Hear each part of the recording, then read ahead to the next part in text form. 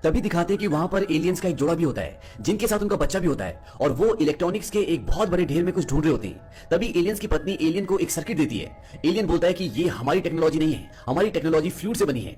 अब यहाँ पर इनके साथ जो इनका बच्चा होता है वो एक मशीन का गोल पार्ट ढूंढ लेता है और अपने डैड को देता है। उस पार्ट को देखकर उसके डैड खुश हो जाते हैं। इसके बाद ये सब अंदर जाते हैं जहां पर इन्होंने एक लैब बना रखी होती है और वो वहां पर कुछ आविष्कार कर रहे होते हैं और वो उस पार्ट से जो बच्चे को मिला होता है उससे कुछ लिक्विड उस मशीन में डालते हैं। वो लिक्विड उनकी बनाई हुई मशीन में पाइप्स के थ्रू सर्कुलेट होता है और उसमें से एक प्योर बूंद निकलकर एक छोटे से मशीन के चैम्बर में गिरती है और उसमें लाइट जल जाती है।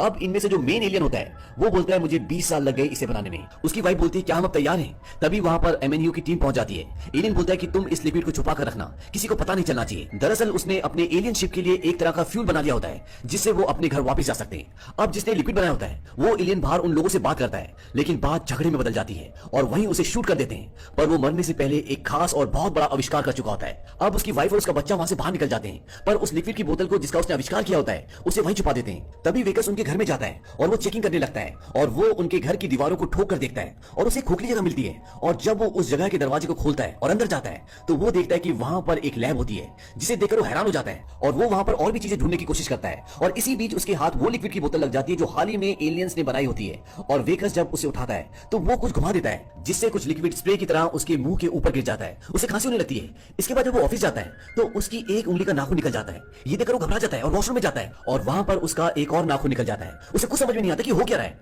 वो पूरी तरह से घबरा जाता है। अब जब वो अपने घर पर पहुंचता है तो वहां पर उसकी वाइफ ने उसकी प्रमोशन की खुशी में एक पार्टी रखी होती है पर वेकस की तबीयत धीरे धीरे खराब होने लगती है और वो बेहोश हो जाता है। इसके बाद उसे हॉस्पिटल ले जाते हैं और जब वेकस को होश आता है तो उसका एक हाथ पूरी तरह से बदल गया होता है। उसका हाथ एलियंस के हाथ की तरह बन जाता है। ये देखकर वेकस डर जाता है। अब वेकस को स्ट्रेचर पर बांधकर एक लैब में ले जाया जाता है। ये एमएनयू की लैब होती है जहां पर कई सारे मरे हुए एलियंस होते हैं जिन्हें एमएनयू ने मारा होता है और वो उन पर रिसर्च कर रही होती है। और वो ऐसा इसलिए करते हैं क्योंकि वो किसी भी हालत में एलियंस के हथियारों का इस्तेमाल करना चाहती है क्योंकि वो हथियार बहुत ताकतवर होते हैं। अब वेकस जिसका हाथ एलियंस की तरह हो गया है वो उसे एलियंस का एक हथियार चलवाते हैं और वो हथियार चल जाता है जिससे एमएनयू की टीम बहुत खुश होती है। अब ये लोग डिसाइड करते हैं कि ये वेकस के शरीर के अंदर के सारे ऑर्गन्स निकालकर सरकार को देंगे और उस पर रिसर्च करेंगे।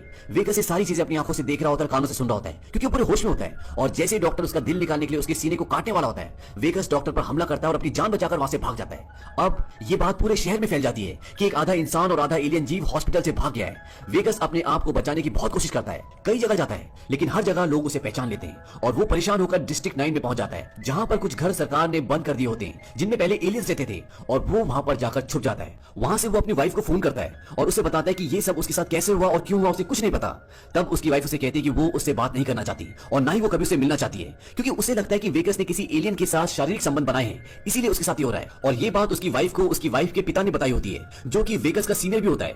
वेकस की वाइफ बहुत रो रही होती है। वो वेकस से अलग नहीं होना चाहती पर वो दूसरों की बातों में आ जाती है। वेकस ये सब सुनकर बहुत दुखी हो जाता है। अब वेकस का जो हाथ पूरी तरह से एलियन की तरह हो चुका है वो उसे कुल्हाड़ी से काटने की कोशिश करता है पर वो हिम्मत नहीं कर पाता लेकिन वो अपनी एक उंगली काट देता है जिससे उसे बहुत दर्द होता है। तभी उसे वहां पर आर्मी के कुछ हेलीकॉप्टर आते हुए दिखाई देते हैं जो उसे पकड़ने के लिए आ रहे होते हैं और वेकस उन्हें देखकर भागता है। और अब वो अपने लोगों से जो अब तक उसके साथ काम कर रहे थे उनसे अपनी जान बचाकर भाग रहा होता है, छुप रहा होता है और वो छुपते छुपते घर में पहुंच जाता है जहां पर वो उस एलियन से मिलता है जिसके पति ने उस लिक्विड का आविष्कार किया था जिसकी वजह से आज वेकस की ये हालत है।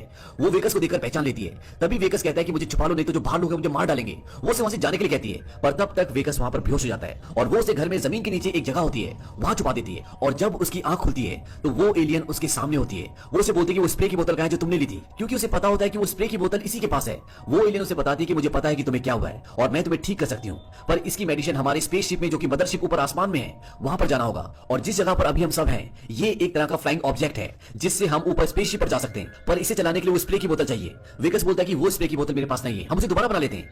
वो एलियन बोलती है कि उसे बनाने में 20 साल लगे थे और उसे दोबारा नहीं बनाया जा सकता। वेकस जानता है कि स्प्रे इस समय एमएनयू की बिल्डिंग में जमीन के अंदर 4 मंजिल तक नीचे छुपा कर रखी गई है और वहां जाने का मतलब मौत है इसीलिए वेकस मना कर देता है।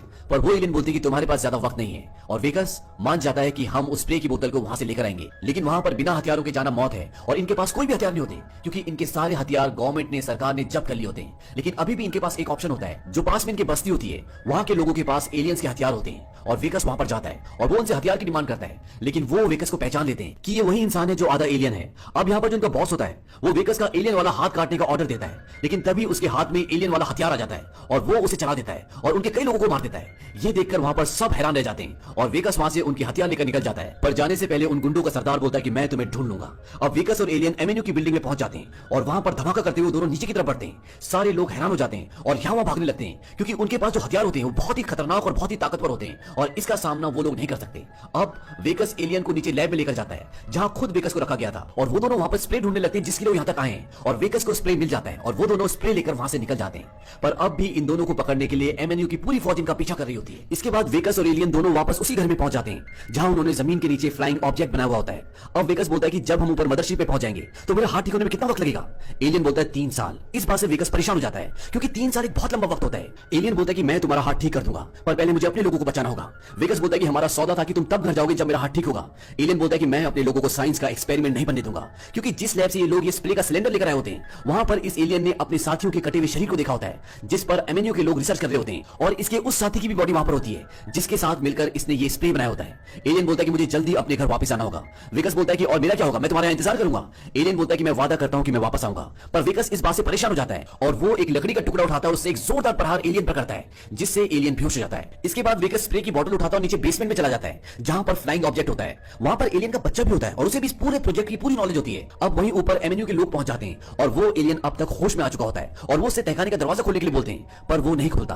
वहीं नीचे वेकस स्प्रे की बोतल एलियन के बेटे को देता है और वो उसे फ्लाइंग ऑब्जेक्ट में फिट कर देता है। अब एक चेयर पीछे आती है और वेकस उस चेयर पर बैठ जाता है और अब वेकस फ्लाइंग ऑब्जेक्ट को स्टार्ट करता है और वहां पूरी जमीन हिलने लगती है और कुछ ही पलों में उनका फ्लाइंग ऑब्जेक्ट जमीन को फाड़कर ऊपर हवा में आ जाता है जिसे एलियन पिछले 20 सालों से बना रहे थे। अब जब वो फ्लाइंग ऑब्जेक्ट हवा में होता है तो एमएनयू के लोग उस पर मिसाइल से हमला करते हैं और एक मिसाइल फ्लाइंग ऑब्जेक्ट को लग जाती है जिससे उसका बैलेंस खराब हो जाता है और जमीन पर गिर जाती है। और इसके बाद वहां पर एमएनयू के लोग आ जाते हैं और उनमें से एक ऑफिसर फ्लाइंग ऑब्जेक्ट के अंदर आता है और वो वेकस को पकड़ लेता है, पर एलियन का बच्चा वहीं छुपा रहता है, वो उसे नहीं देख पाते। अब वेकस को वो लोग अपनी गाड़ी में बिठाते हैं, पर तभी वहां पर पास की बस्ती के लोग आ जाते हैं जिनसे वेकस ने जबरदस्ती एलियंस के हथियार लिए थे और वो लोग वेकस को जबरदस्ती अपने साथ अपने बॉस के पास ले जाते हैं। उनका बॉस बोलता है कि मैंने कहा था ना मैं तुम्हें ढूंढ लूंगा।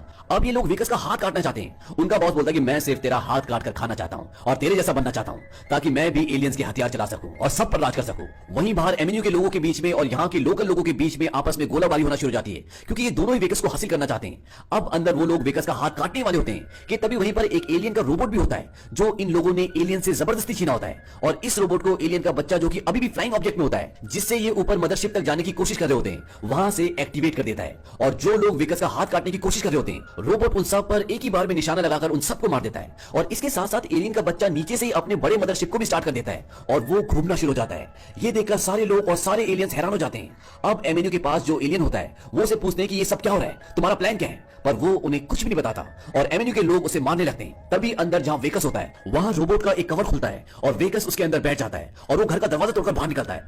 एमएनयू के लोग उस पर गोलियां चलाते हैं पर रोबोट पर गोलियों का ज्यादा असर नहीं होता। वेकस रोबोट के अंदर से बोलता है कि मैंने किसी का कुछ नहीं बिगाड़ा, मुझे जाने दो, और वो सब गोलियां चलाना बंद कर देते हैं और वेकस वहां से जाने लगता है।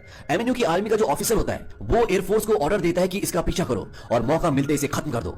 अब यहाँ पर एमएनयू के पास जो एलियन होता है वो इन्हें कुछ भी नहीं बता रहा होता, इसीलिए ये उसे मारने वाले होते कि तभी वेकस वापस आ जाता है और वो इन सबको मारकर एलियंस को बचा लेता है और उसे बचाता हुआ वो फ्लाइंग ऑब्जेक्ट तक ले जाने की कोशिश करता है। पर वहां तक पहुंचने से पहले ही जिस रोबोट के अंदर वेकस होता है उस पर कई गोलियां चलती है और वो अब पूरी तरह से डैमेज हो जाता है। वेकस एलियन को बोलता है कि तुम जाओ, मैं यही लोगों को रोकता हूं। एलियन बोलता है नहीं, मैं तुम्हें छोड़कर नहीं जाऊंगा। वेकस बोलता है कि अपने बच्चे के पास जाओ और अपने घर लौट जाओ, हमने बहुत मेहनत की है, ये सब बेकार नहीं जानी चाहिए। एलियन बोलता है कि मैं 3 साल में वापस आऊंगा, मैं वादा करता हूं। और वो वहां से चला जाता है और बड़ी मुश्किल से अपने फ्लाइंग ऑब्जेक्ट तक पहुंचता है और उसे उड़ाकर अपने मदरशिप तक पहुंच जाता है। वहीं नीचे वेकस सब लोगों को जो एलियंस को मारना चाहते हैं उन्हें रोक कर रखता है, उनसे लड़ता है और लगभग सबको मार देता है। तभी एक गाड़ी उसे टक्कर मारती है और गिर जाता है और वो रोबोट से बाहर निकल जाता है क्योंकि रोबोट अब पूरी तरह से खराब हो चुका है। और यहाँ पर जो आखिरी ऑफिसर होता है वो गन लेकर उसकी तरफ बढ़ता है और वो देखता है कि वेकस अब आधा इंसान और आधा एलियन बन चुका है और वो जैसे वेकस को गोली मारने वाला होता है वहां पर दूसरे एलियंस आ जाते हैं और वो उस एमएनयू के ऑफिसर के टुकड़े टुकड़े कर देते हैं। वेकस ऊपर देखता है कि एलियंस और उसका बेटा अपने मदरशिप को लेकर वहां से निकल, और अब वो वेकस को और अपने लोगों को बचाने के लिए आएगा या नहीं ये किसी को नहीं पता। और इसके बाद वेकस को कभी किसी ने नहीं देखा।